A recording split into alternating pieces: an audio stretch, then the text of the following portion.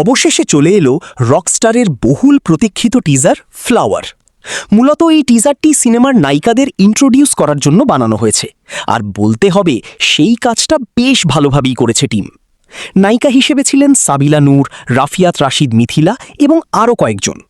বিশেষ করে শাকিব খানের সাথে সাবিলা নূরের কেমিস্ট্রি ও তাদের ছোট ছোট মোমেন্টগুলো ছিল দারুণ আকর্ষণীয়।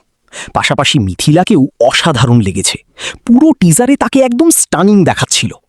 টিজারের ব্যাকগ্রাউন্ড মিউজিকে একটি ইংলিশ গান ব্যবহার করা হয়েছে। একটু আলাদা ধরনের কিছু করার চেষ্টা ছিল, আর সেটা খারাপ লাগেনি। তবে সবচেয়ে বেশি ক্রেডিট দিতে হবে সিনেমাটোগ্রাফারকে।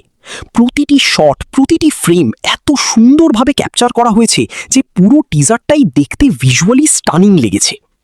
সব মিলিয়ে ফ্লাওয়ার টিজারটি ছিল বেশ ভালো। হাই লেভেলের অ্যারেঞ্জমেন্ট, সুন্দর ভিজুয়াল আর ভালো প্রেজেন্টেশনের কারণে টিজারটি আলাদা একটা ফিল দিয়েছে।